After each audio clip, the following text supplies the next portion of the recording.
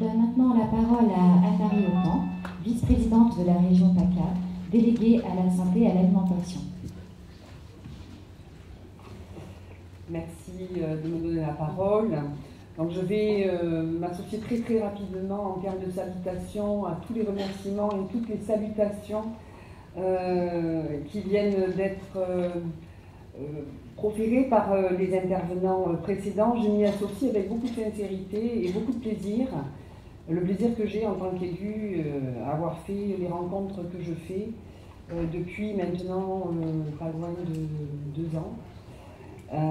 Sur une délégation qui est toute nouvelle, qui a été créée par Michel Vauzel lors des dernières élections, qui est une délégation spécifique santé-alimentation.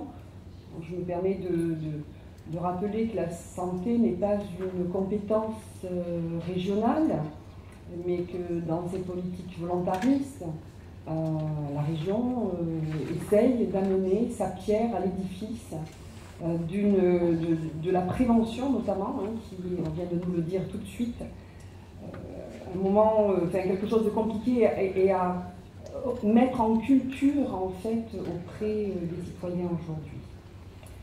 Donc, mesdames et messieurs, un nouveau bonjour et un nouveau merci d'être là. C'est un grand plaisir pour moi de représenter le président du Conseil régional, Michel Vauzel, à l'ouverture des assises régionales du collectif interassociatif sur la santé de Provence-Alpes-Côte d'Azur. Je veux tout d'abord exprimer la haute estime que la région que je représente aujourd'hui porte à vos actions en faveur des patients.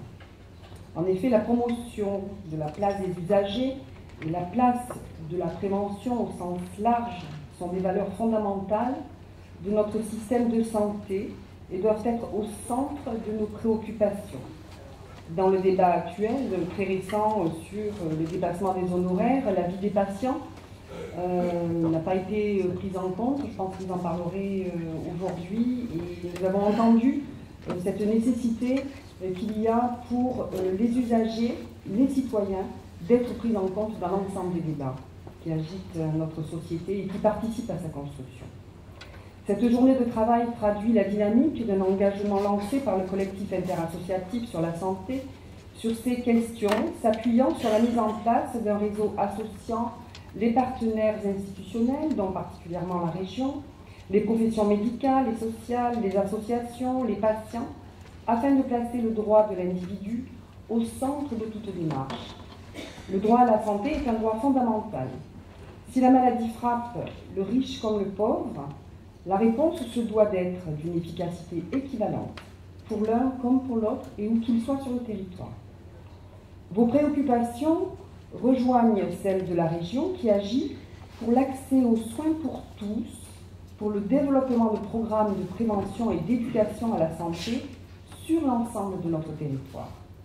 En effet, la région met en œuvre une politique volontariste dans le domaine de la santé, de la prévention et de l'alimentation en soutenant des actions qui s'adressent en priorité aux jeunes et aux publics les plus vulnérables.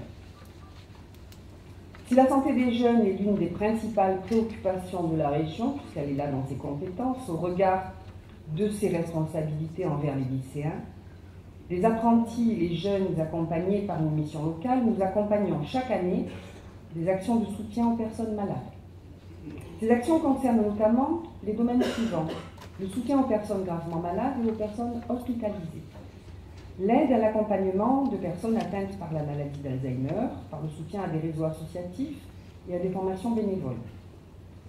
Je souhaite aussi souligner que depuis 2 ans, nous menons un travail important dans le domaine de l'alimentation, qui est au cœur de la prévention. Il s'agit de soutenir le développement de modes de consommation alimentaire alternatifs et de sensibiliser le public à des pratiques et comportements alimentaires adaptés dans le cadre de la prévention de maladies chroniques et de programmes d'éducation thérapeutique. Notre public cible est le public jeune, ainsi nous intervenons dans les lycées et les restaurants universitaires afin de promouvoir les bienfaits de l'alimentation méditerranéenne inscrite au patrimoine de l'UNESCO auprès des personnels de cuisine et des jeunes. Nous cherchons à sensibiliser la communauté éducative à la relation santé-alimentation-environnement. Cela se traduit par des actions éducatives, des actions de formation, mais aussi par le soutien de l'agriculture biologique et le soutien à la structuration des filières agricoles afin qu'elles puissent fournir les restaurants scolaires en produits issus de l'agriculture biologique de proximité.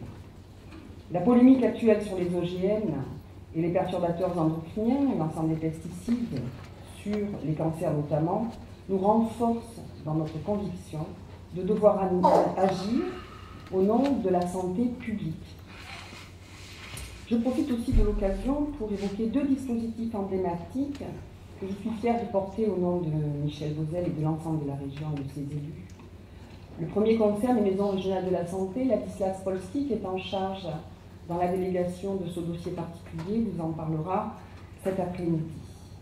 Le second concerne le dispositif régional d'accès à la contraception gratuite et anonyme pour l'ensemble des jeunes et qui sera opérationnel dès janvier 2013. Et on a entendu hier que le ministère de la Santé venait nous appuyer dans cette direction.